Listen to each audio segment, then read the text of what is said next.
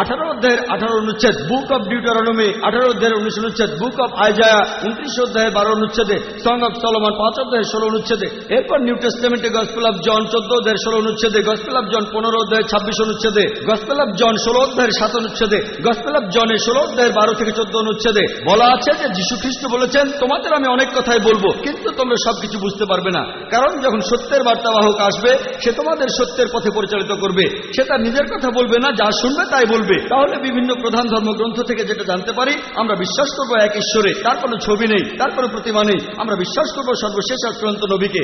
আসুন এগুলো মেনে নেই, আমরা অমিলগুলো নিয়ে কথা বলবো না। আসুন আমরা সেটা মানি যেটা এক, হিন্দু ধর্মগ্রন্থে, পার্সি ধর্মগ্রন্থে, খ্রিস্টান ধর্মগ্রন্থে। আপনি বললেন হিন্দু মুসলিম, আমি পার্সি ধর্মের কথা বলছি, আমি ইসলামের কথা বলছি। যেগুলো এক সেগুলো আমরা মেনে নেই। আর ইনশাআল্লাহ পৃথিবীর সমস্ত মানুষ যারা ঈশ্বরে বিশ্বাস করে, তারা যদি এটা মানে যে ঈশ্বর একজন, তার কোনো প্রতিমূর্তি নেই, আর যদি বিশ্বাস করে যে আল্লাহ প্রেরিত সর্বশেষ চূড়ান্ত নবী মুহাম্মদ সাল্লাল্লাহু আলাইহি সাল্লাম, তাহলে আপনারা দেখতে পাবেন যে পৃথিবীর সমস্ত মানুষই হবে চরমভাবে শান্তিকামী মানুষ, আল্লাহর কাছে নিজের ইচ্ছাকে সমর্পণ করবে। তাহলে মানুষের সব সমস্যার সমাধান হবে। আশা করি উত্তরটা পেয়েছেন। হ্যাঁ, ধন্যবাদ স্যার। এবারে পুরুষদের মধ্য থেকে প্রশ্ন করবেন একজন অমুসলিম ভাই। হ্যাঁ, গুড ইভিনিং ডক্টর। আমার নাম জয় জাজিদিয়া। আমি এবছর ইঞ্জিনিয়ারিং পাশ করেছি।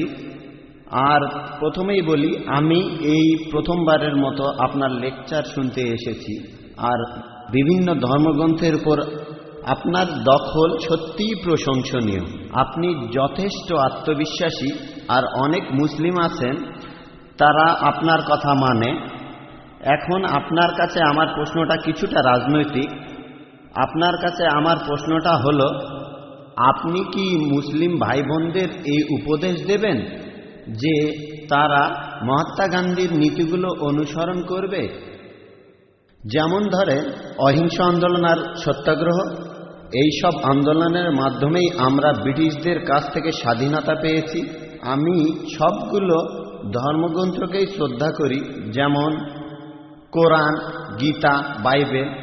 তবে আমার মনে হয় আমার প্রথম পরিচয়টা হলো আমি একজন ইন্ডিয়ান।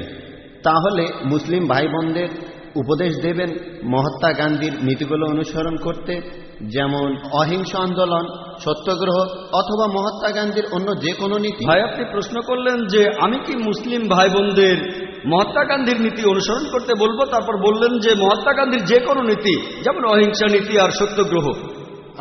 সরি, আমি পরিষ্কার করে বলি, মহাত্মা গান্ধীর যে কোনো নীতি। আপনার প্রশ্নটা বুঝতে পেরেছি। আপনি বললেন নীতিগুলো মানে সবগুলো নীতি, তারপরে বললেন যে কোনো নীতি। আমি দুটোরই উত্তর দিচ্ছি। মহাত্মা গান্ধীর যে নীতিগুলো আছে, যেগুলো কোরআনের সাথে মিলে যায়, আল্লাহর কথার সাথে মেলে, আমাদের নবীজির কথার সাথে মিলে যায়, আমার কোনো আপত্তি নেই। মুসলিমদের বলবো সেই নীতিগুলো পুরোপুরি মেনে চলেন। যেমন ধরেন সত্যাগ্রহ আন্দোলন, মহাত্মা গান্ধীর অহিংসা আন্দোলন, একই কাজ নবীজিও করেছিলেন। এমন না যে তিনি মহাত্মা গান্ধীকে অনুসরণ করেছেন, মহাত্মা গান্ধী নবীজিকে অনুসরণ করেছেন। এই ব্যাপারে পরে বলছি। আমাদের নবীজির নবুয়ত লাভের পরবর্তী সময়টা যদি দেখেন, তখন আনুমানিক 13টা বছর তিনি মক্কায় ছিলেন। তিনি অনুসারীদের বললেন খুনোখুনি নয়। অনেক অমুসলিম ইসলাম গ্রহণ করেছিল যারা ছিল দুর্ধর্ষ যোদ্ধা। তিনি বললেন তোমাদের জিহাদ হলো সবর। সবর মানে ধৈর্য ধরা। অনেক মুসলিমকে হত্যা করা হয়েছিল। মক্কার পৌত্তলিকরা দুর্বল মুসলিমদের টার্গেট করত, তাদের অত্যাচার করত, তাদের মেরে ফেলত। যাদের শক্তি ছিল তারা খেপে গেল। তারা বলল যে আমাদের ভাইকে খুন করেছে, আমরা এখন প্রতিশোধ নেব। নবীজি বললেন তোমাদের জিহাদ হলো সবর। দেখবেন কারো হয়তো শক্তি আছে লড়াই করার, সে যদি লড়াই করে সেটা ভালো, কিন্তু কারো লড়াই করার শক্তি আছে, তখন বলা হলো তোমরা লড়াই করো না। তারা নিজেদের সামনে রাখলো, এটাই শ্রেষ্ঠ জিহাদ। আরবি জিহাদ শব্দটার অর্থ সংগ্রাম করা, এর অর্থ চেষ্টা করা। তখন আমাদের নবীজি বলেছিলেন খুনোখুনি নয়। তারা রাস্তায় নেমে পড়তেন আর বলতেন আমরা সাক্ষ্য দিচ্ছি যে আল্লাহ ছাড়া কোনো উপাস্য নেই, আর মুহাম্মদ সাল্লাল্লাহু আলাইহি সাল্লাম আল্লাহর প্রেরিত রাসূল। মানুষ পাথর মারলো, তারা তাদের কিছু বলল না। তাদের অত্যাচার করা হলো, কিন্তু তারা প্রতিশোধ নিল না। নবীজি তায়েফে গেলেন, লোকে পাথর মারলো, তিনি কিছুই বললেন না। তাহলে এটা হলো একটা পদ্ধতি, তবে এই পদ্ধতিটাই সব নয়। আগে আমি উত্তরটা শেষ করি। না স্যার, ডক্টর জাকিরের কথা শেষ হলে তারপর প্রশ্ন করবেন, একটু ধৈর্য ধরুন। আচ্ছা আচ্ছা ঠিক। আপনি প্রশ্ন করেছেন, আমি সেখানে উত্তর দিচ্ছি। মহাত্মা গান্ধীর এই নীতি, এই অহিংসা নীতি অনেক ক্ষেত্রে কাজে লাগবে, কিন্তু এখন যদি ইন্ডিয়ার সরকারকে বলেন যে এই লোকটা ডাকাতি করছে, এটা অপরাধ, অ্যারেস্ট করবেন না, এই লোকটা ধর্ষণ করছে, এটা অপরাধ, কিন্তু অ্যারেস্ট করবেন না, ইন্ডিয়ার সরকার কি এটা মানবে? সব দেশে দেখবেন যে পুলিশ বাহিনী আছে, এই পুলিশ সে দেশের শান্তি আর নিরাপত্তা নিশ্চিত করতে মাঝে মধ্যে তারা বল প্রয়োগ করে অপরাধীদের বিরুদ্ধে, যাতে শান্তি বজায় থাকে। আপনি ইন্ডিয়ার সরকার বা বোম্বের পুলিশ কমিশনারকে বলতে পারবেন না যে দেখেন মহাত্মা গান্ধী অহিংসার কথা বলেছেন, তাই যে ডাকাতি করছে তাকে করতে দিন, তাকে শুধু বলেন ডাকাতি করবেন না। ধরেন কেউ আপনার বোনকে ধর্ষণ করছে, শুধু বলেন ধর্ষণ করবেন না, এটা হচ্ছে অহিংসা নীতি। এই নীতিতে সব কাজ হয় না। ইসলাম ধর্মে জুলম বলে একটা শব্দ আছে, জুলম। জুলম আরবিতে এই শব্দটার অর্থ হতে পারে উৎপীড়ন, আর যে এই উৎপীড়ন করে তাকে বলা হয় জালিম, একজন জালিম। আর কোন লোকটা বেশি জালিম? যে মানুষ এই উৎপীড়ন বন্ধ করতে পারে কিন্তু তারপরেও করে না। নবীজি মুহাম্মদ সাল্লাল্লাহু আলাইহি সাল্লাম বলেছেন, সহিহ মুসলিমে উল্লেখ আছে, যদি খারাপ কাজ হতে দেখো তোমার হাত দিয়ে তা থামাও, যদি হাত দিয়ে থামাতে না পারো তাহলে তোমার মুখ দিয়ে থামাও, যদি মুখ দিয়ে থামাতে না পারো তাহলে মনে মনে অভিশাপ দাও, আর মনে মনে অভিশাপ দিলে তুমি হবে সবচেয়ে নিচু স্তরের মুমিন, সবচেয়ে নিচু স্তরের মুসলিম। যদি আপনি দেখেন কেউ ধর্ষণ করছে, মহাত্মা গান্ধী বলেছেন ধর্ষণ করবেন না, তখন যদি আপনার তাকে থামানোর সামর্থ্য থাকে আপনার হাত দিয়ে তাকে থামান। সে হয়তো আপনার বোন না, হয়তো আপনার মা না। যদি দেখেন কেউ ধর্ষণ করছে, তাকে হাত দিয়ে থামাতে পারলে আপনার হাত দিয়ে থামান। যদি সেটা না পারেন, যদি দুর্বল হন, শরীরে শক্তি না থাকে, মুখে বলেন ভাই সাহেব ধর্ষণ করবেন না, বলাৎকার করবেন না, ভাই ধর্ষণ করবেন না, আপনার মুখ দিয়ে তাকে বলেন। যদি ভাবেন আমি মুখে বারণ করলে লোকটা আমাকে মেরে ফেলবে, অন্ততপক্ষে মনে মনে অভিশাপ দেন। তাহলে পরিস্থিতির উপর নির্ভর করে কাজের পদ্ধতিও বদলাবে। নবীজি যখন মদিনায় গেলেন, একসময় শান্তি বজায় ছিল, তারা হুদাইবিয়ার সন্ধি করল। মক্কার মুশরিকরা মুসলিমদের সাথে তখন একটা চুক্তি করল, মুশরিকরা চুক্তি ভঙ্গ করল, তারপর যুদ্ধ বেঁধে গেল। আল্লাহ তাআলা তখন বললেন, যুদ্ধক্ষেত্রে কাফিরদের দেখলে ভয় পেও না, লড়ো, হত্যা করো, পরিস্থিতির উপর নির্ভর করবে। একজন বিখ্যাত ঐতিহাসিকের কথা অনুযায়ী মাইকেল এইচ হার্ট তার একটা বইতে তিনি পৃথিবীর ইতিহাসে 100 জন প্রভাবশালী মানুষের কথা বলেছেন। 1 নম্বরে তিনি বলেছেন মুহাম্মদ সাল্লাল্লাহু আলাইহি সাল্লামের কথা। শুধুমাত্র এই জন্যই কথাটা বলছি না, তিনি এখানে আরো বলেছেন মহাত্মা গান্ধী সম্পর্কে। মাইকেল এইচ হার্ট খুব বিখ্যাত ঐতিহাসিক, ইতিহাসের 100 জন প্রভাবশালী মানুষের কথা বলার পরে তিনি সেখানে বেশ কিছু কথা বলেছেন। এখানে তিনি তখন মহাত্মা গান্ধী সম্পর্কে বলেছেন। তিনি লিখেছেন যে মহাত্মা গান্ধীর এই সত্যাগ্রহ আন্দোলন, যেটা ছিল তখনকার গুরুত্বপূর্ণ আন্দোলন, এটার জন্যই নাকি ব্রিটিশরা তখন ফিরে গিয়েছে। কিন্তু তিনি বলেছেন যদি এই আন্দোলনটা না হতো তারপরও ইন্ডিয়া ঠিকই স্বাধীন হয়ে যেত। এটা বলেছেন বিখ্যাত ঐতিহাসিক মাইকেল এইচ হার্ট। তাহলে যেটা বুঝতে পারি, পরিস্থিতির উপর নির্ভর করে কাজের পদ্ধতিটা ঠিক করতে হবে। সব সময় অহিংসা নীতি চলবে না। মাঝে মধ্যে দেশে শান্তি বজায় রাখার জন্য আমাদের বল প্রয়োগ করতে হয়। যেমন দেখেন, প্রত্যেক দেশে পুলিশ বাহিনী থাকে, আইন প্রয়োগ করে।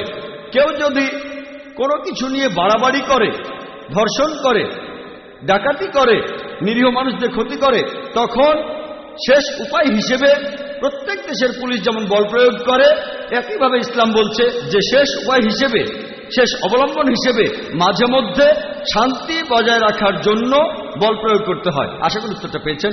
আর কিছু বলতে চাইলে এখন বলতে পারেন। না স্যার, উত্তরে আমি সন্তুষ্ট, আপনাকে অনেক ধন্যবাদ। সেজন্য বলেছিলাম বাধা দেবেন না, এটা আমার পেশা, আমি একান্তই করি।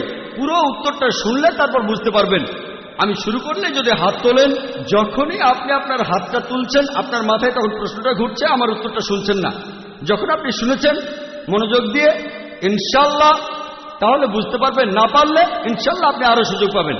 এছাড়া আমি এখানে উপস্থিত সব মুসলিম ভাই বোনদের অনুরোধ করব, আপনারা ডাক্তার জাকির নায়কের মতো একজন অসাধারণ মানুষকে পেয়েছেন, দয়া করে আপনারা সবাই উনাকে অনুসরণ করবেন।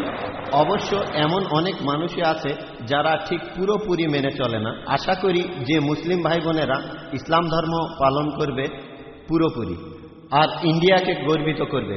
ধন্যবাদ। আপনাকেও ধন্যবাদ। আমি অনুরোধ করব মুসলিমদের সবাইকে অনুসরণ করবেন নবীজি মোহাম্মদ সাল্লাল্লাহু আলাইহি সাল্লামকে আর সর্বশেষ আসমানি কিতাব এই পবিত্র কোরআনকে। এখানে ভাই আপনি বললেন যে মুসলিমদের উচিত আমাকে অনুসরণ করা। আমি অনুরোধ করব তখনই আমাকে অনুসরণ করবেন যখন আমি কোরআন আর সহিহ হাদিস অনুসরণ করব। তাই আমি বলবো আমাকে অনুসরণ করার কথা বললেন, আমি বলবো আমাকে অনুসরণ করবেন না, কোরআন আর সহিহ হাদিসের সাথে মিললে অনুসরণ করবেন। যদি কোরআন আর সহিহ হাদিসের সাথে না মেলে তাহলে ডক্টর জাকির নায়কও জিরো। জাকির নায়কের তখন কোনো মূল্য নেই। আমি যা বলছি সেটা যদি চূড়ান্ত আসমানি কিতাব পবিত্র কোরআনের সাথে মেলে আর শেষ নবী মুহাম্মদ সাল্লাল্লাহু আলাইহি সাল্লামের কথার সাথে মেলে তাহলে অনুসরণ করবেন। আমি অনুরোধ করব আমার কথার সাথে কোরআন আর হাদিসের মিল থাকলে তবে অনুসরণ করবেন। ভাই অভিষেক এসেছেন, যিনি একটু আগেই প্রশ্ন করলেন, তিনি স্টেজের পেছনেই আছেন। তিনি ডক্টর জাকির নায়কের কাছ থেকে আরেকটা কোরআন নেওয়ার সুযোগটা হারাতে চান না, তাই উনি স্টেজে আসছেন।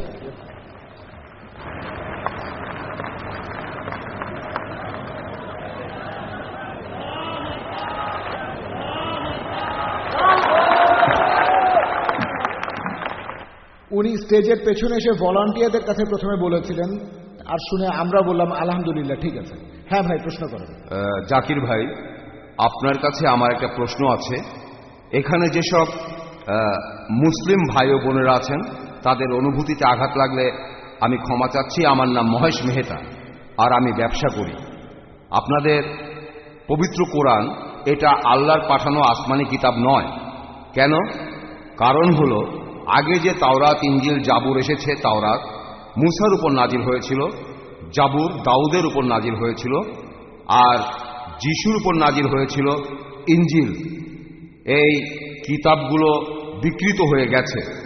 তিনটা কিতাবই আপনারা মুসলিমরা বলেন বইগুলো বিকৃত হয়ে গেছে। আর এছাড়াও আপনারা দেখবেন কোরআনে আহলে কিতাব বলে সম্বোধন করা হয়েছে ইহুদি ধর্মের অনুসারীদের আর খ্রিস্টানদেরকে। তাহলে যে বইটা মানে পবিত্র কোরআন আল্লাহ লিখেছেন সেখানে তিনি বলবেন শ্রীকৃষ্ণের মতো, যেমন ভগবত গীতা, এইটা করার এইটা করো না। তাই এই কিতাবটা একজন মানুষই লিখেছে। এখানে 25 জন নবীর নাম আছে, সেগুলো বাইবেলেও আছে সবগুলো। এই নবীদের নামগুলোই কোরআনে আছে। তাই আমার মনে হয় যে আল্লাহ তো অনেক বড়, তিনি পুরো বিশ্ব ব্রহ্মাণ্ড বানিয়েছেন। তিনি কখনো এভাবে বলবেন না যে এরা ইহুদি বা এরা খ্রিস্টান, কারণ ইহুদি বা খ্রিস্টানরা তো তারই সৃষ্টি। আমার মনে হয় এই পবিত্র কোরআন কোনো মানুষই লিখেছে। এছাড়াও আমি আরেকটা প্রশ্ন করতে চাই। 1 মিনিট ভাই। হ্যাঁ, উনি আগে উত্তর দিক, তারপর আপনি আবার প্রশ্ন করুন। আচ্ছা ভাই, আপনি প্রশ্ন করলেন, আর সত্যি বলতে আমি মহেশ ভাইকে চিনি সেই 1991 সাল থেকে। হ্যাঁ, তিনি আইআরএফ থেকে মুসলিমদের চাইতেও বেশি ভিডিও ক্যাসেট নিয়েছেন। তাই আইআরএফ এ ভিডিও ক্যাসেট আর লিটারেচারের লিস্টে তার নামই সবার আগে আছে। মহেশ ভাই প্রশ্ন করলেন যে আগের আসমানি কিতাবগুলো কোরআন যেমন বলছে তাওরাত, জাবুর, ইনজিল দেওয়া হয়েছিল মুসাকে, দাউদকে আর যীশু খ্রিস্টকে। মুসলিমরা বলে এগুলো বিকৃত হয়ে গেছে। তাহলে পবিত্র কোরআনে যখন ইহুদিদের কথা বলা হয়েছে যে হে কিতাবীগণ, ইহুদি আর খ্রিস্টানরা যখন তাদের এভাবে সম্বোধন করা হচ্ছে, তাহলে কোরআনও কি কোনো মানুষ লিখেছে? ঠিক। আপনার প্রশ্নটা হলো ইহুদি আর খ্রিস্টানদের সম্পর্কে বলা হয়েছে কেন? আপনি যদি আমার আগের লেকচারটা শুনে থাকেন, is the Quran God's word, আপনি কি সেখানে ছিলেন? না, আমি সেখানে ছিলাম না। সেখানে আমি সব বিস্তারিতভাবে বলেছি, এখন আর সেগুলো রিপিট করব না। সেখানে বলেছি মানুষ কিভাবে অভিযোগ করে যে নবীজি নিজে এটা লিখেছেন, তিনি লিখেছেন, আর কেন লিখেছেন, ক্ষমতা বা অন্য কিছু ইত্যাদি। লেকচারটা ছিল 2 ঘন্টার, সেগুলো রিপিট করব না। তবে আপনার মূল প্রশ্নতে আসি। কোরআন বলছে যে হে কিতাবীগণ, তার মানে এর মানে দাঁড়াচ্ছে এই কোরআন লিখেছে একজন মানুষ। ভাই, কোরআন পড়লে দেখবেন, আর আপনি ঠিকই বলেছেন, কোরআনে 25 জন নবীর নাম বলা হয়েছে। আর এখানে যতজন নবী রাসূলের নাম বলা হয়েছে তারা সবাই ইহুদি। দেখবেন যে এই নামগুলো বাইবেলে বলা হয়েছে। কোরআনের প্রায় 1/3 ইহুদিদের সম্পর্কে বলা হয়েছে। কেন? এটা উদাহরণ যে আল্লাহ তাআলা সুবিধা দিয়েছিলেন ইসরায়েলের মানুষদের, হে বনি ইসরায়েল, আমি একসময় তোমাদের অনুগ্রহ করেছিলাম, কিন্তু তোমরা তখন এই কাজগুলো করেছো। পবিত্র কোরআনে এই উদাহরণগুলো দিয়েছেন আল্লাহ তাআলা, যে তারা নবী ছিলেন যারা আগে এসেছিলেন এই মানুষদের কাছে। কিছু মানুষ নবীকে প্রত্যাখ্যান করেছিল, কিছু মানুষ গ্রহণ করেছিল। এখানে উদাহরণ দিতে গিয়ে বলা হয়েছে, কুল ইয়া আহলাল কিতাব, বলো হে কিতাবীগণ, তাআলা ইলা কালিমাতিন সাওয়াইন বাইনানা ওয়া বাইনাকুম, এসো সেই কথায় যাহা আমাদের ও তোমাদের মধ্যে এক। তাহলে কোরআন এখানে মুসলিমদের বলছে যে তোমরা কিতাবীদের সাথে এ বিষয়ে কথা বলবে। কিতাবীগণ মানে যারা আসমানি কিতাব পেয়েছে। এখানে পবিত্র কোরআন পরিষ্কার করে বলেছে, যখন কোরআনে আহলে কিতাব বলা হচ্ছে, ইহুদি আর নাসারাদের কথা বলা হচ্ছে, ইহুদি আর খ্রিস্টানদের, তাহলে আল্লাহ বলছেন মুসলিমদের কিতাবীদের সঙ্গে কথা বলতে। আল্লাহ আরো বলেছেন ইয়া আহলাল কিতাব, হে কিতাবীগণ। তার মানে কোরআন এখানে শুধু মুসলিমদের বলছে না, শুধু আরবদের বলছে না, কোরআন এখানে কিতাবীদেরও বলছে। সেজন্যই আমি বলেছি যে এই সর্বশেষ চূড়ান্ত আসমানি কিতাব পবিত্র কোরআন, এটা শুধু মুসলিম বা আরবদের জন্য নাজিল হয়নি, নাজিল হয়েছে পুরো মানুষ জাতির জন্য। যদি এটা কোনো মানুষ লিখত, যদি কোরআনে কোনো মানুষ লিখত, আপনি যেটা বললেন, তাহলে আল্লাহ কখনোই বলতেন না যে যাও ইহুদি আর খ্রিস্টানদের বলো, তাদের ধর্মগ্রন্থে এটা আছে। আর সেই সময়ে অনেক মানুষ এটা জানতো না যে অতীতে ইহুদি আর খ্রিস্টানদের কি হয়েছিল। যখন তারা চেক করলো, দেখা গেল সত্যি। এরপর কোরআনে অনেক ভবিষ্যৎবাণীও করা হয়েছে যে পৃথিবীতে ভবিষ্যতে কি ঘটবে। তাহলে এই সমস্ত কথা এগুলো কোনো মানুষ লিখতে পারে না। বিস্তারিত জানার জন্য আমার ভিডিও ক্যাসেট দেখেন, is the Quran God's word. আশা করি উত্তরটা পেয়েছেন। আরেকটা কথা বলবো, আমি 55টারও বেশি দেশে ভ্রমণ করেছি। আপনাদের কোরআন আর হাদিস মূর্তি পূজাকে নিষিদ্ধ করেছে। তবে আপনি অন্য ধর্মগুলো দেখেন, খ্রিস্টান ধর্ম অথবা ধরেন বৌদ্ধ ধর্ম, চাইনিজ ধর্ম, জৈন ধর্ম, অন্য সব ধর্মেই দেখবেন মূর্তি পূজা আছে। আপনারা মুসলিমরা পৃথিবীর সংখ্যার মাত্র 15 থেকে 20% হবেন সব মিলিয়ে, এটা শতকরা হিসাবে। তাহলে অন্যরা কি ভুল করছে? খ্রিস্টান ধর্মটা দেখেন, 1 মিনিট, যে কোনো অ্যাংলিকান চার্চ অথবা Russian orthodox, Greek orthodox, Catholic বা প্রোটেস্ট্যান্ট, চীনে দেখেন অনেক বড় মূর্তি ঈশ্বরের। তাহলে এরা সবাই ভুল? খুবই সুন্দর প্রশ্ন করলেন। তিনি বললেন পৃথিবীতে মুসলিম আনুমানিক 15 থেকে 20%, কেউ বলে 25%। সে যাই হোক, আপনি বললেন 15 থেকে 20%, আচ্ছা মেনে নিলাম। আপনি বললেন যে খ্রিস্টানরা তারা মূর্তি পূজা করে, আমিও একমত।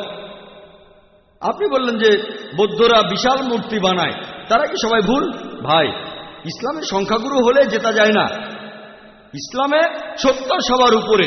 বেশিরভাগ মানুষ এই কয়েকশো বছর আগেও মনে করত পৃথিবীর সমতল। বেশিরভাগ, এটা কি জানেন? কয়েকশো বছর আগেও বেশিরভাগ মানুষ মনে করত পৃথিবীর সমতল। পৃথিবী কি সমতল ভাই মহেশ? না না। তাহলে বেশিরভাগ মানুষেরও ভুল হতে পারে। ইসলাম ধর্মে আল্লাহ পবিত্র কোরআনে বলেছেন, সূরা ইসরার 81 নম্বর আয়াতে উল্লেখ করা হয়েছে, ওয়াকুল জাল হক ওয়া জাকাল বাতিল ইন্নাল বাতিলা কানা জাউকা, বলো সত্য উপস্থিত হয়েছে, মিথ্যা বিলুপ্ত হয়েছে, কারণ মিথ্যা প্রকৃতিগত কারণে বিলুপ্ত হবে। সেজন্য ইসলাম ধর্মের সংখ্যাগুরু হলে জেতা যায় না। যদি আমেরিকা যান, সেখানে দেখবেন পর্নোগ্রাফি, এটা নিষিদ্ধ না। আপনি এটা বিশ্বাস করেন? না, অনেক ইউরোপিয়ান দেশে এটা দেখা যায়। পর্নোগ্রাফিতে বিশ্বাস করেন? না, আমি বিশ্বাস খুব ভালো, আপনি তো ভালো মানুষ, আপনাকে অভিনন্দন জানাই। কিন্তু পশ্চিমা বিশ্বের বেশিরভাগ মানুষই পর্নোগ্রাফিতে বিশ্বাস করে। আপনি কি এটা বিশ্বাস করেন? আপনি কি পর্নোগ্রাফি দেখবেন? খুব ভালো, ভালো ছেলে। দেখেন, আপনি সত্যের কাছাকাছি আছেন। সংখ্যাগুরু হলে জেতা যায় না।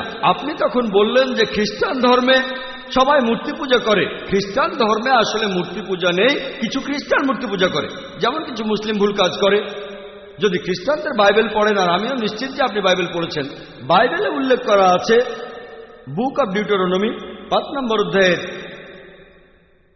7 থেকে 9 নম্বর অনুচ্ছেদে বলা হয়েছে, তোমরা আমার কোনো প্রতিমূর্তি তৈরি করবে না।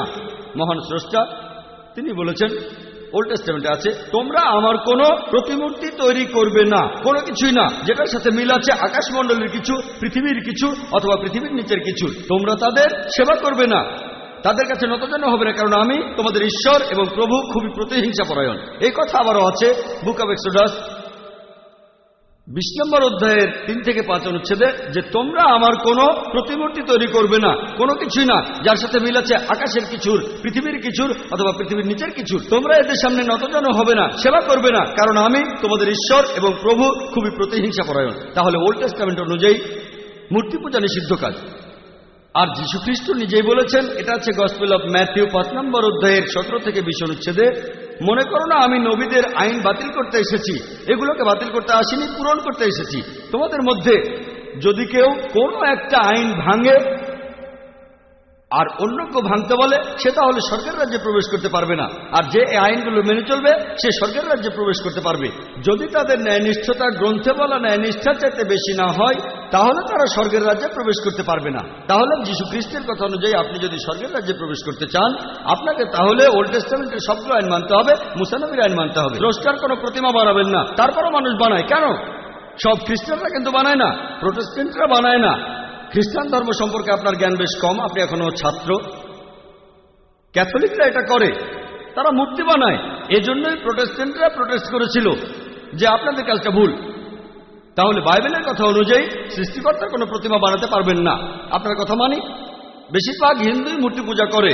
আমি আগে বলেছিলাম, নাতাস্তি প্রতিমা আস্তি, মহান সৃষ্টিকর্তার কোনো প্রতিমা নেই, কোনো ছবি নেই, কোনো ভাস্কর্য নেই, তার কোনো মূর্তি নেই।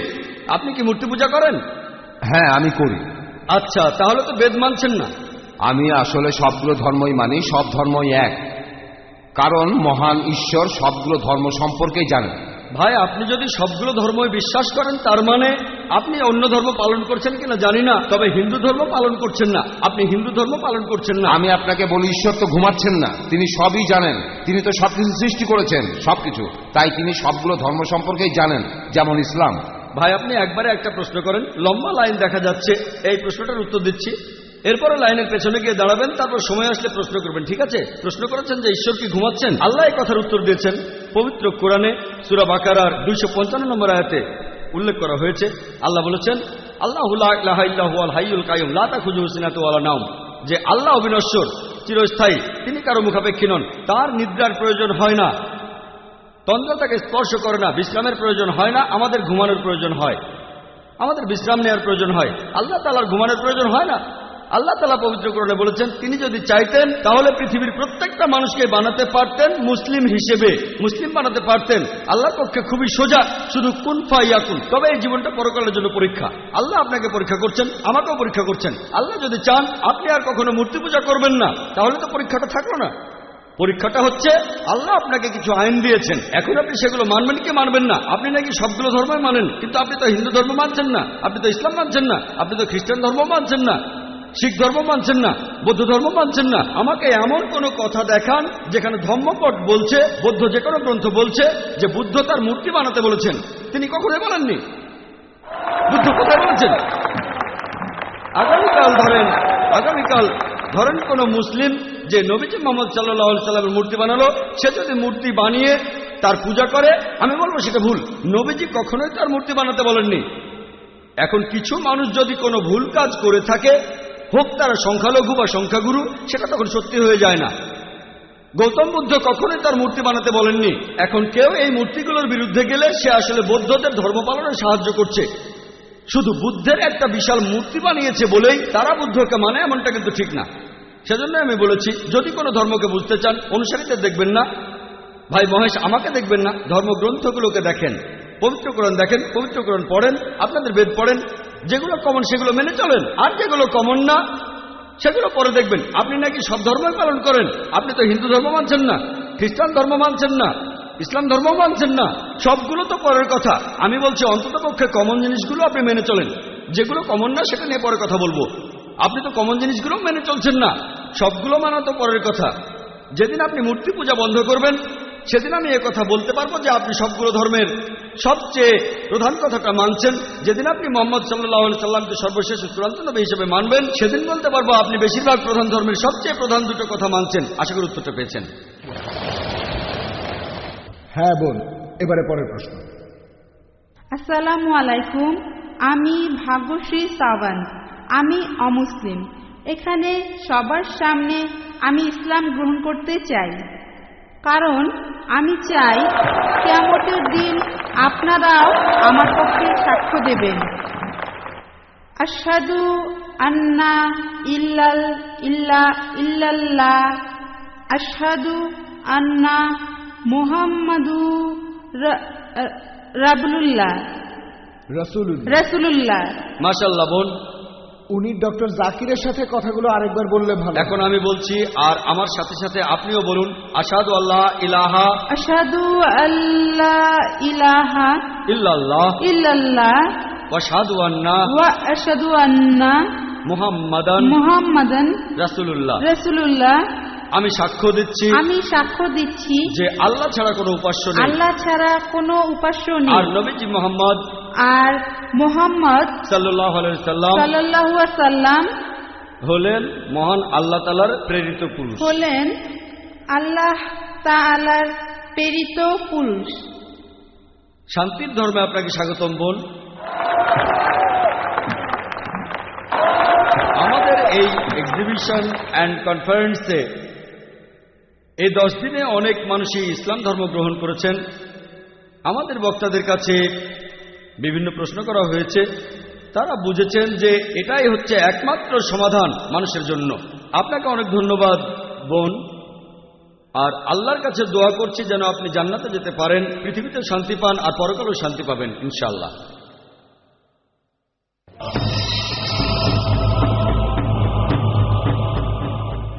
প্রশ্নটা আমার অমুসলিম বান্ধবীর, সে তার পরিচয় দিতে অনিচ্ছুক। ঠিক আছে, আপনার বান্ধবীর হয়ে আপনি প্রশ্নটা করতে পারেন। আমার বান্ধবী এমবিএ এর ছাত্রী, তার প্রশ্ন হলো আল্লাহকে কেন আল্লাহ বলে ডাকা হয়, অন্য কোনো নামে ডাকা হয় না কেন? বোন, আপনি প্রশ্ন করলেন যে আল্লাহকে কেন আল্লাহ বলে ডাকা হয়, অন্য নামে কেন ডাকা হয় না। এর উত্তর আছে পবিত্র কোরআনে সূরা ইসরাঈ 110 নম্বর আয়াতে উল্লেখ করা হয়েছে।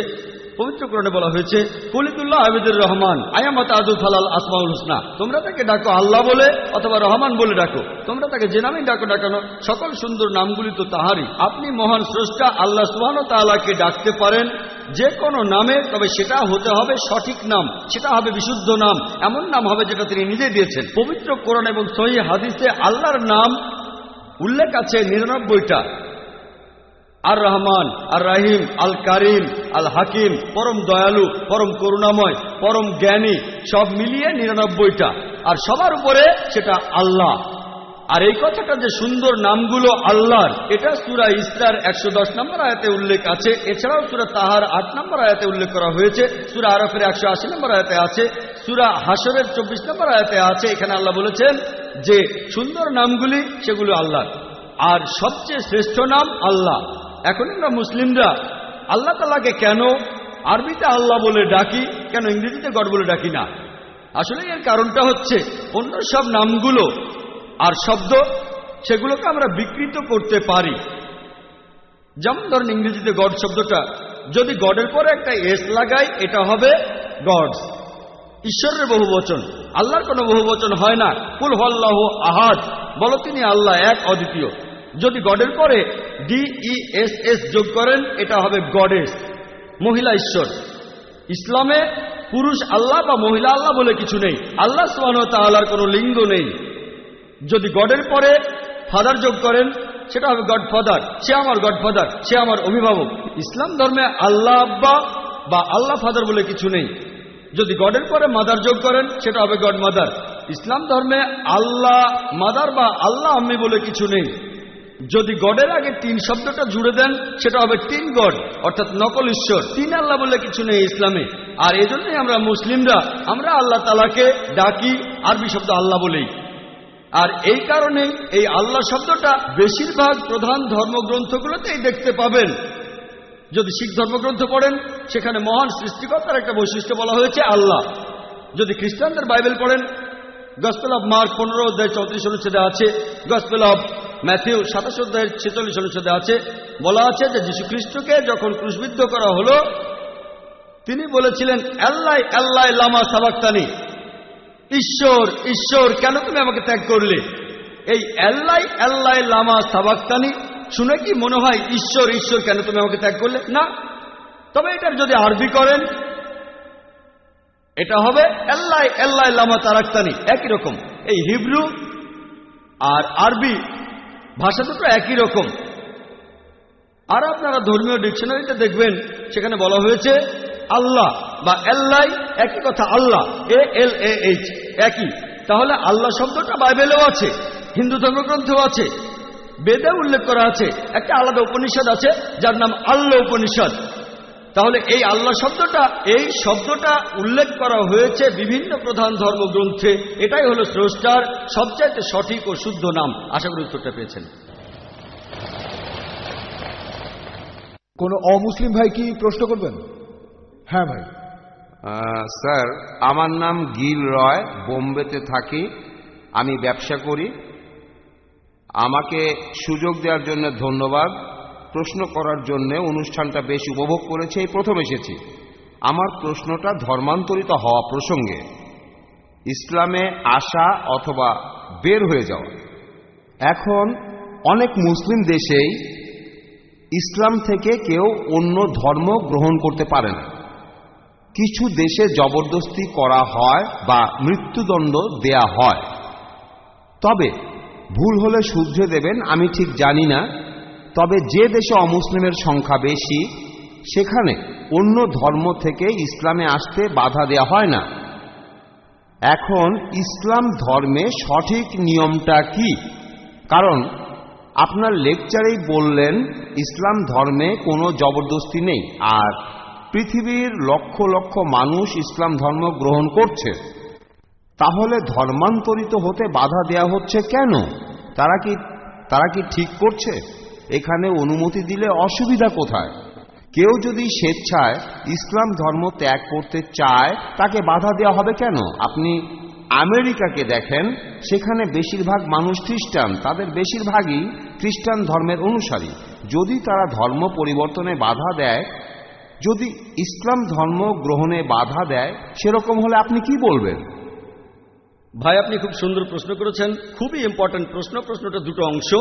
প্রথম অংশে আপনি বলেছেন যে কিছু মুসলিম সংখ্যাগরিষ্ঠ দেশে কেন ধর্ম পরিবর্তন বা প্রচার করতে দেয়া হয় না, সেখানে অন্য ধর্ম প্রচার করতে পারবেন না, ধর্মান্তর নিষিদ্ধ, সেখানে কোনো মুসলিম তার ধর্ম পরিবর্তন করতে পারে না, মূল প্রশ্ন। এটাই প্রথম অংশ। দ্বিতীয় অংশে ধর্মান্তর হলে মৃত্যুদণ্ড কেন? আমেরিকাতে যদি এখন ধর্মপ্রচার নিষিদ্ধ হয়, ধর্মান্তর নিষিদ্ধ হয়, তখন আমি কি বলবো? খুব সুন্দর প্রশ্ন ভাই। আপনি যদি কোনো ধর্মপ্রচারের কথা বলেন, এমন কিছু দেশ আছে যেমন ধরেন সৌদি আরব, সেখানে অন্য ধর্মপ্রচার নিষিদ্ধ। আমার জানা মতে একটা দেশই আছে যেখানে অন্য ধর্মপ্রচার নিষিদ্ধ, সেটা সৌদি আরব। এর কারণ হলো যে ধরেন ভাই, আপনি একটা স্কুল শুরু করেছেন, স্কুল চালু করতে গিয়ে আপনি ইন্টারভিউ নিচ্ছেন একজন অঙ্কের টিচারের।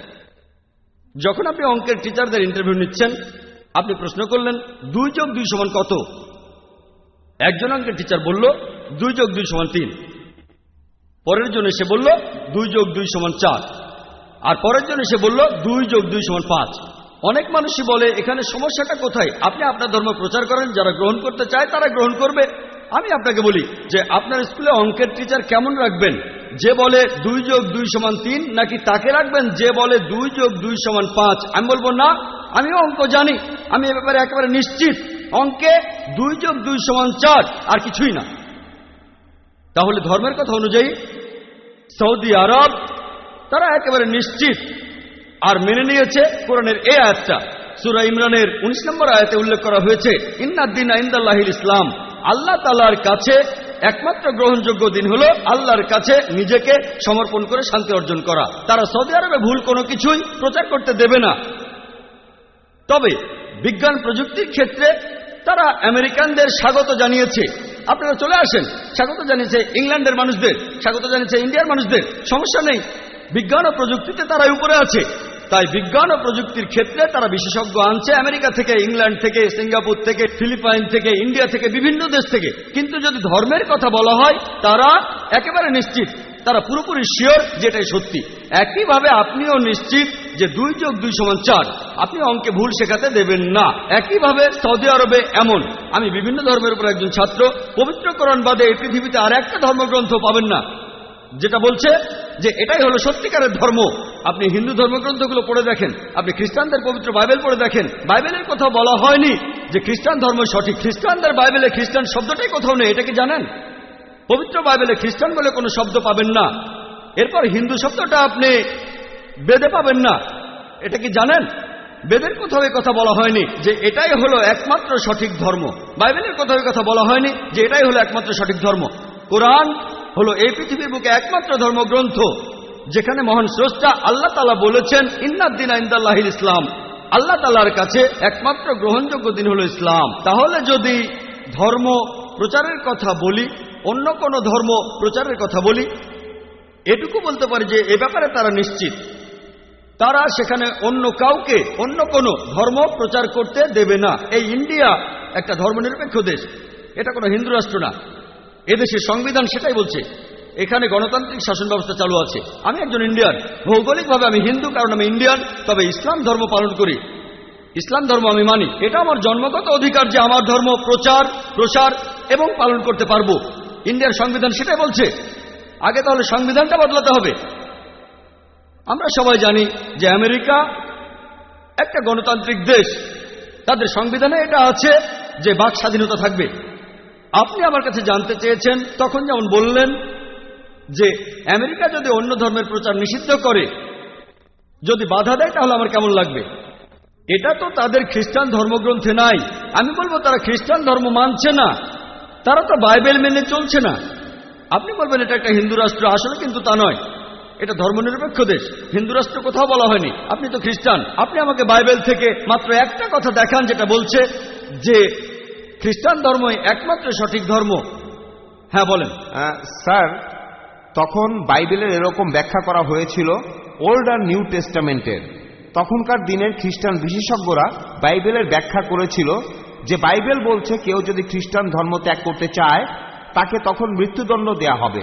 অনেক আগে স্পেনে খ্রিস্টানরা এমনটা করেছিল, সেটা প্রায় 500 বছর আগে। তবে এখন মানুষ অনেক উন্নত হয়েছে। আমি এমন কোন খ্রিস্টান সংখ্যাগুরু দেশের কথা জানি না যারা এটাতে বাধা দেয়। আমি ধর্ম প্রচারের কথা বলছি না, প্রচার করার কথা বলছি না, ব্যক্তিগত স্বাধীনতার কথা বলছি। ধরেন একজন মুসলিম কোন একটা মুসলিম দেশে যদি ধর্মত্যাগ করতে চায়। ভাই এটা তো আপনার প্রশ্নের দ্বিতীয় অংশ, এজন্যই বলছি আগে উত্তরটা শেষ করতে দেন। আপনি কি করছেন? আমি তো শুরুতেই বলেছি, আমি প্রথমেই তো আপনার প্রশ্নটা বলে নিয়েছিলাম। প্রশ্নটা দুটো অংশ আছে, প্রথম অংশের উত্তর দিয়েছি আর আপনি শুরু করলেন। যখন আপনি হাত উপরে তুললেন তখন আমি কি বুঝি? আপনি আমার উত্তরটা তো মনোযোগ দিচ্ছেন না। ঠিক, আমরা আপনাকে প্রশ্ন করার সুযোগ দিয়েছি, আমাকে উত্তর দেবার সুযোগটা দেন। ঠিক আছে, আমি তো বলেছিলাম আপনার প্রশ্নের দুটো অংশ আছে, আর আমার উত্তর শেষ করার আগে আমি যদি কথা বলে যাই অন্য সবাই বুঝবে, আপনি বুঝবেন না।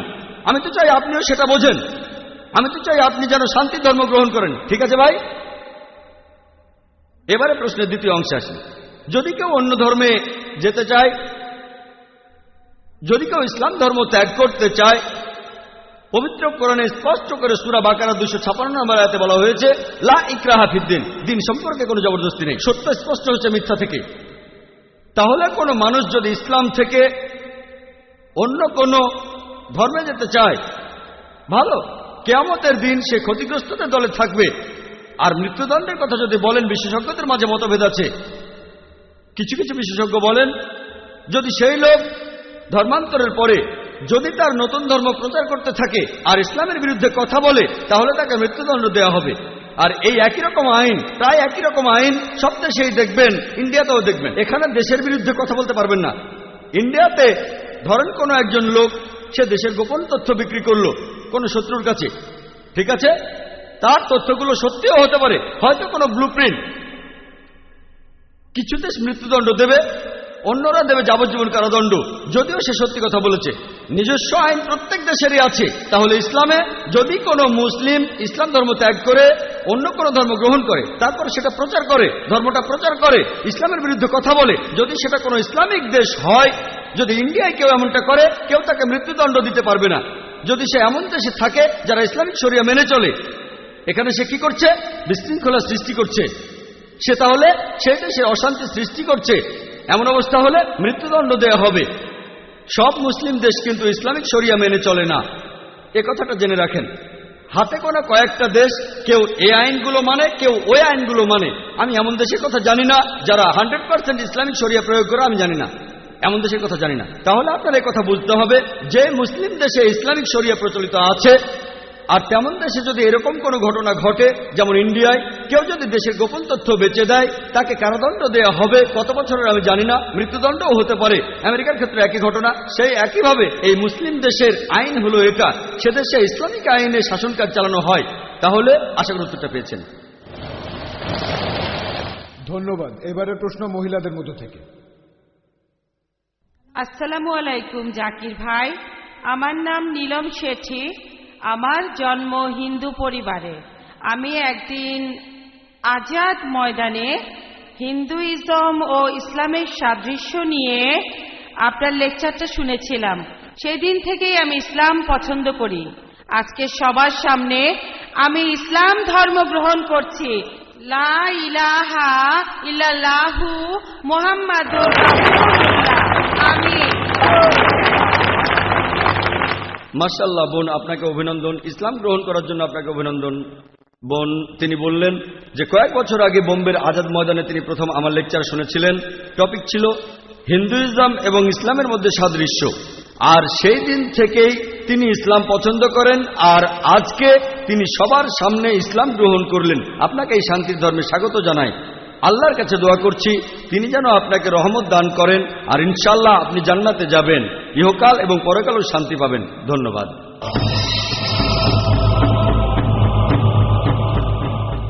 প্রশ্ন করবেন? হ্যাঁ, আমি ছিলাম সন্ধ্যা, এখন আমি জারা বিলাল খান। আমি ইসলাম গ্রহণ করেছি।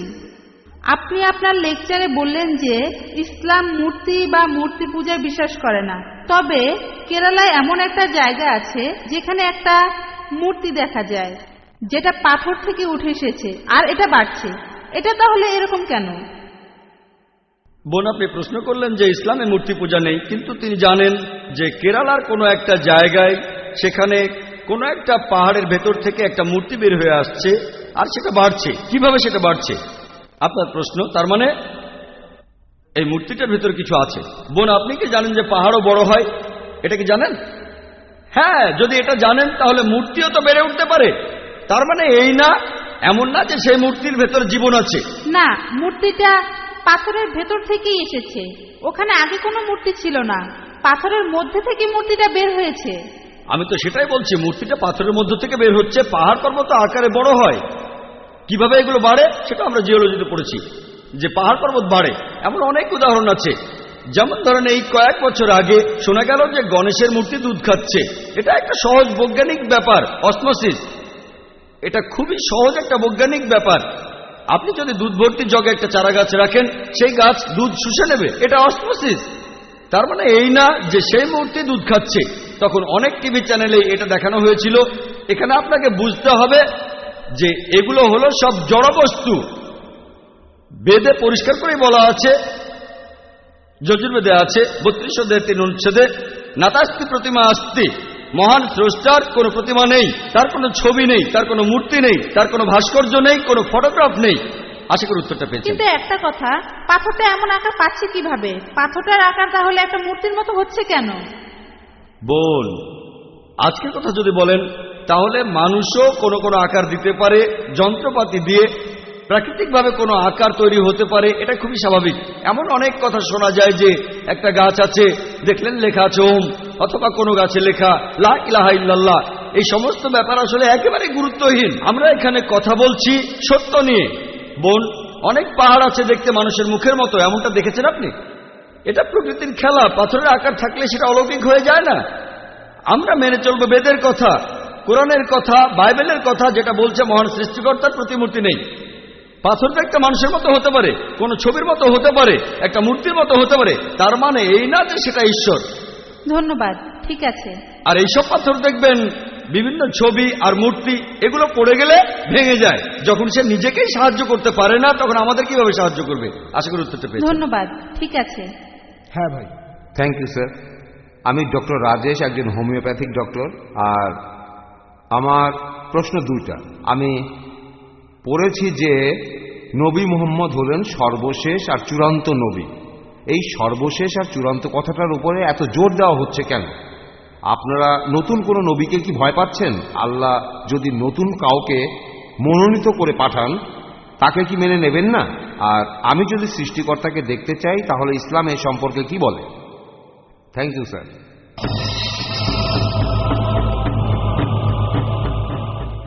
ভাই দুটো প্রশ্ন করেছেন।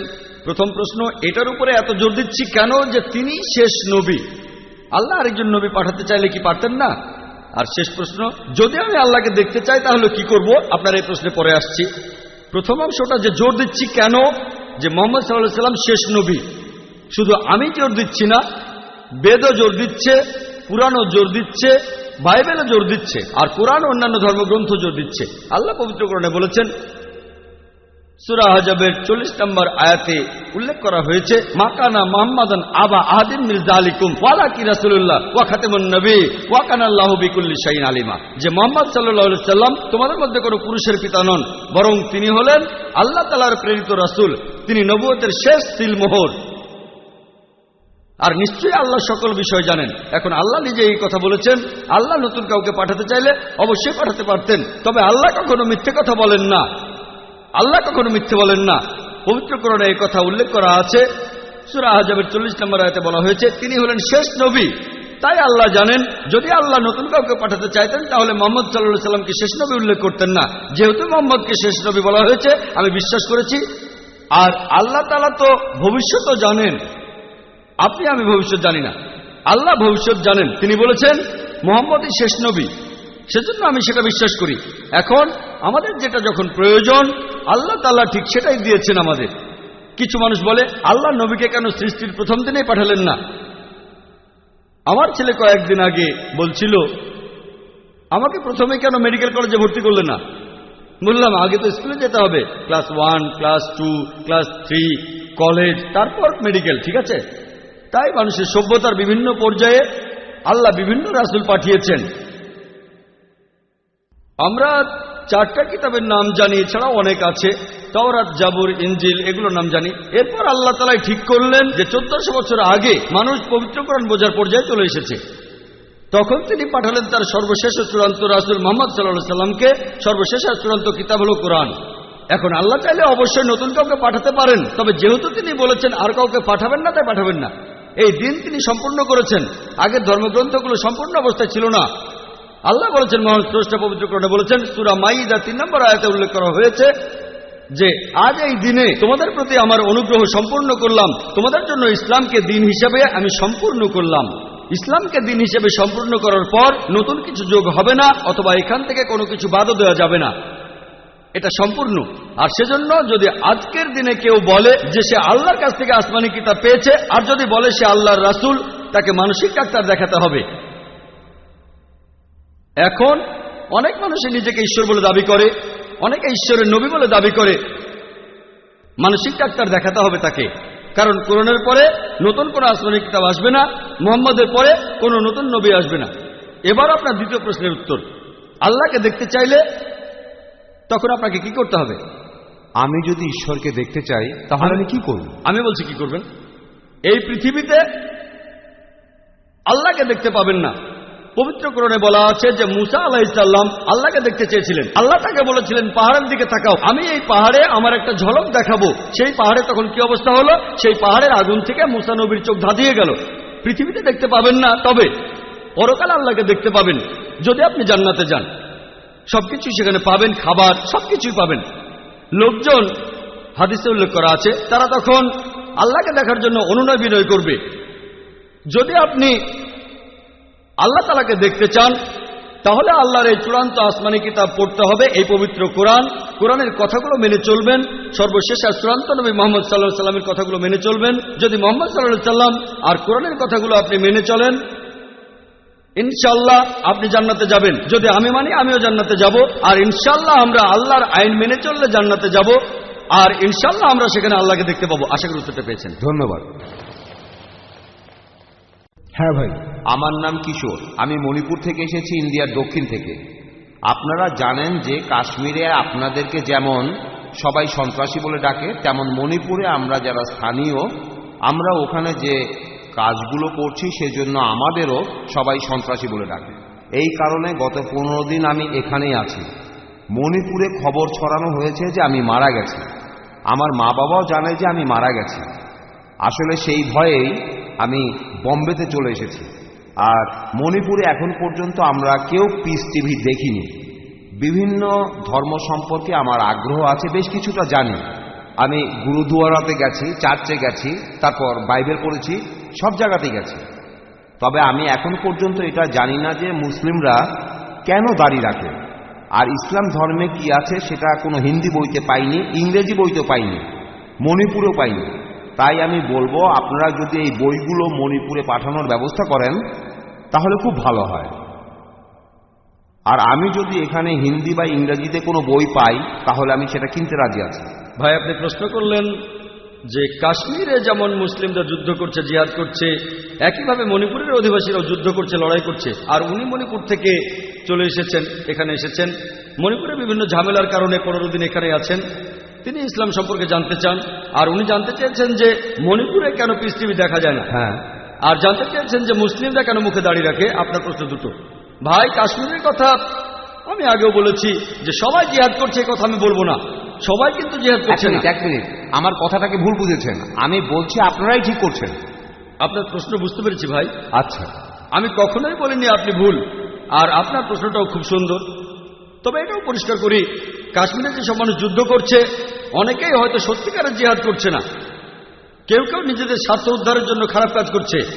যারা আল্লাহ সুবহানাহু ওয়া তাআলার আদেশ নির্দেশ মেনে যুদ্ধ করছে তাদের যুদ্ধকে বলতে পারেন জিহাদ ফি সাবিলিল্লাহ।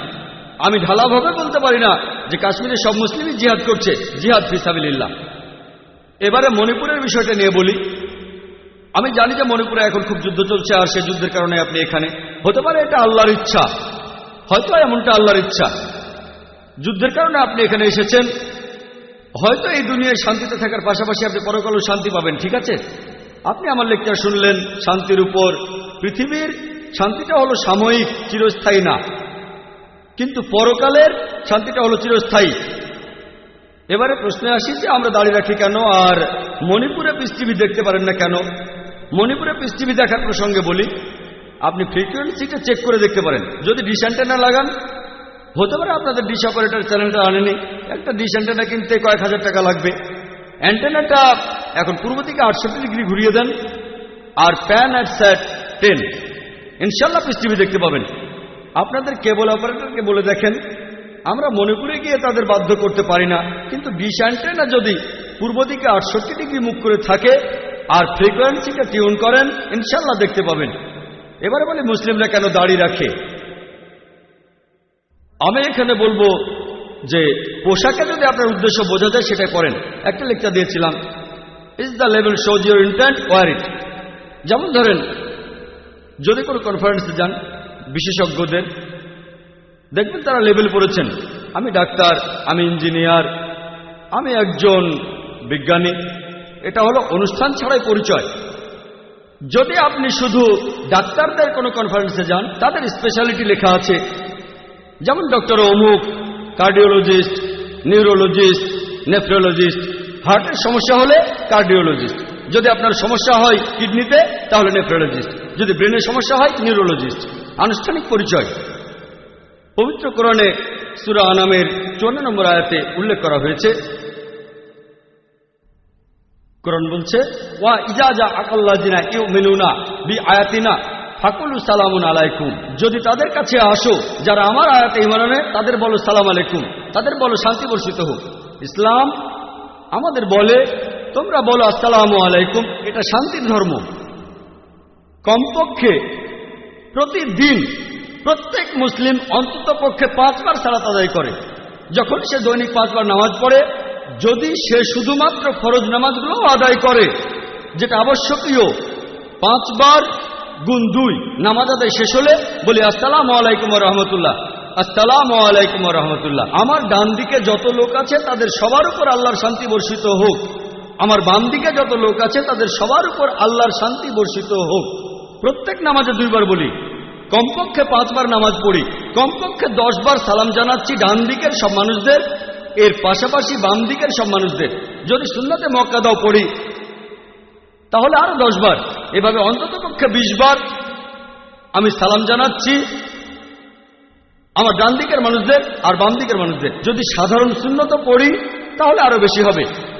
যখনই আমি কোনো মুসলিমকে দেখি তাকে বলি আসসালামু আলাইকুম, আপনার উপর শান্তি বর্ষিত হোক।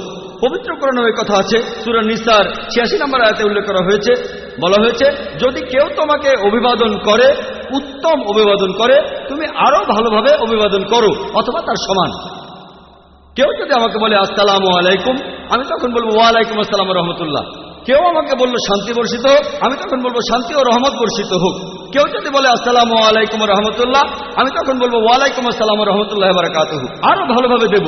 যদি কেউ বলে আসসালামু আলাইকুম রহমতুল্লাহ বারাকাতুহু, আমি অন্তত পক্ষে একইভাবে বলবো ওয়ালাইকুম আসসালাম রহমতুল্লাহ বারাকাতুহু। কেউ আমাকে বললো আসসালামু আলাইকুম, আমি বললাম ওয়ালাইকুম আসসালাম। কথাগুলো একই, কিন্তু বললাম হৃদয়ের গভীর থেকে, এমনটা হলো ভালো। তাহলে আল্লাহ কোরআনে বলেছেন আরো ভালোভাবে অভিবাদন করো। এখন ধরুন ভ্রমণ করছি, মুসলিমদের সাথে দেখা হবে, এটা কিভাবে বুঝবো যে কোন লোকটা মুসলিম? এজন্য আমাদের লেভেল আছে, দাড়ি। কিন্তু এখন মিডিয়াতে দেখবেন মুখে দাড়ি থাকলে আপনি সন্ত্রাসী। আচ্ছা না, কিন্তু ভাই আগে উত্তরটা শেষ করতে দেন, আমাকে উত্তরটা শেষ করতে দেন। যদি শিখরা দাড়ি রাখে আর পাগড়ি পরে তাহলে বলা হয় ঐতিহ্য মানছে, আর মুসলিমরা দাড়ি রাখলে বলা হয় সন্ত্রাসী।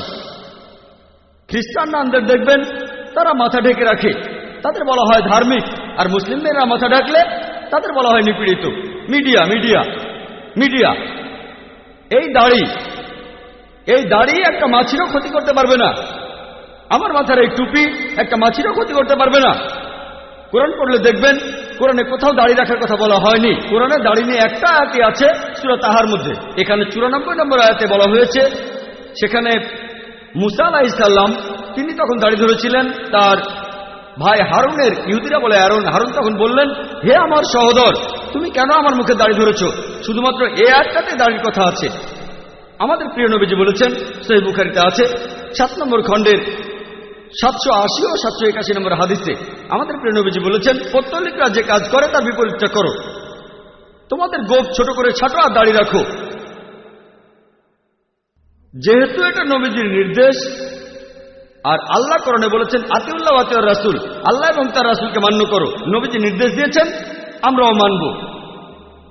আর এই দাড়ি থাকলে আমরা সহজে চিনতে পারি। অনেক লোক বিভিন্ন সময়, আমি যখন রাস্তায় হাঁটি, যখন বিদেশে যাই, তারা আমার টুপি আর দাড়ি দেখে আসসালামু আলাইকুম, আসসালামু আলাইকুম, ওয়ালাইকুম আসসালাম। এটা অনানুষ্ঠানিক পরিচয়। আমি শান্তি প্রচার করছি। আমাদের বুঝতে হবে যে এটা একটা অনানুষ্ঠানিক পরিচয়। আর একটা উদাহরণ দেই, একটা গাড়ি কিনলেন, আপনি যদি ডাক্তার হন, গাড়িতে ক্রস লাগানো থাকে কেন? এটা বোঝাতে যে গাড়ির মালিক একজন ডাক্তার। যদি আপনার ইমার্জেন্সি কাজ থাকে, আপনি গাড়ি থামাতে পারেন, তারপর সাহায্য চাইতে পারেন। সেখানে যদি কারো মুখে দাড়ি দেখেন আর মাথায় টুপি দেখেন, তাহলে বুঝবেন যে সে মুসলিম। আমার মনে আছে দাদা নানাদের জিজ্ঞেস করলে পাবেন, তাদের জিজ্ঞেস করে দেখবেন 50 বছর আগে, 100 বছর আগে, তারা আপনাকে বলবে যে অমুসলিমরা তারা যখন কোনো ট্যাক্সি ভাড়া করতে চাইতো, তখন একজন এমন ড্রাইভার খোঁজ করত যার মাথায় টুপি আর মুখে দাড়ি আছে, মুসলিম ড্রাইভার। এই লোক আমাকে ঠকাবে না। যদি তারা মুদি দোকানে কেনাকাটা করতে যেত, তারা এমন লোকের কাছ থেকে জিনিসপত্র কিনত যার মালিকের মুখে দাড়ি আছে, মুসলিম। এই লোক ঠকাবে না। কিন্তু এখন যদি মাথায় টুপি থাকে, মুখে দাড়ি, তার মানে এই লোক সন্ত্রাসী। তাহলে ইসলাম সম্পর্কে অনেক বদনাম। এখন আমাদেরকে হারানো গৌরব ফিরিয়ে আনতে হবে। ঠিক, এটা আমাদের একটা লেভেল, এটা আমাদের নবীজির নির্দেশ, তিনি বলেছেন, সেজন্য আমরা এটা করি। এতে একটা মাছিরও ক্ষতি হবে না। এটা অনানুষ্ঠানিক পরিচয়ের একটা মাধ্যম যে আমরা মুসলিম, যাতে সালাম জানাতে পারি। আর যদি কোনো সমস্যায় পড়েন, যদি সাহায্য দরকার হয়, প্রতিবেশীকে সাহায্য করা মুসলিমদের কর্তব্য। সাহায্য চান মুখে দাড়ি মাথায় টুপি কারো কাছে, ইনশাআল্লাহ আপনি সাহায্য পাবেন। আশা করি উত্তরটা পেয়েছেন। ধন্যবাদ। ধন্যবাদ। এবারের প্রশ্ন মহিলাদের মধ্য থেকে। আসসালামু আলাইকুম জাকির ভাই, আমার নাম নীলম শেঠি। আমার জন্ম হিন্দু পরিবারে। আমি একদিন আজাদ ময়দানে হিন্দুইজম ও ইসলামের সাদৃশ্য নিয়ে আপনার লেকচারটা শুনেছিলাম। সেদিন থেকেই আমি ইসলাম পছন্দ করি। আজকে সবার সামনে আমি ইসলাম ধর্ম গ্রহণ করছি। লা ইলাহা ইল্লাল্লাহু মুহাম্মাদুর রাসূলুল্লাহ। আমিন। মাশাআল্লাহ বোন, আপনাকে অভিনন্দন। ইসলাম গ্রহণ করার জন্য আপনাকে অভিনন্দন বোন। তিনি বললেন যে কয়েক বছর আগে বোম্বের আজাদ ময়দানে তিনি প্রথম আমার লেকচার শুনেছিলেন। টপিক ছিল হিন্দুইজম এবং ইসলামের মধ্যে সাদৃশ্য। আর সেই দিন থেকেই তিনি ইসলাম পছন্দ করেন, আর আজকে তিনি সবার সামনে ইসলাম গ্রহণ করলেন। আপনাকে এই শান্তির ধর্মে স্বাগত জানাই। আল্লাহর কাছে দোয়া করছি তিনি যেন আপনাকে রহমত দান করেন, আর ইনশাআল্লাহ আপনি জান্নাতে যাবেন, ইহকাল এবং পরকালও শান্তি পাবেন। ধন্যবাদ। হ্যাঁ ভাই। আমি ডক্টর বলবন্ত শাস্ত্রী, বিহারে সরকারি ডাক্তার হিসাবে ছিলাম। আমি বোম্বেতে অনেক দিন ধরে আছি। এখানকার অনেক অতিথিকেই আমি ব্যক্তিগতভাবে চিনি।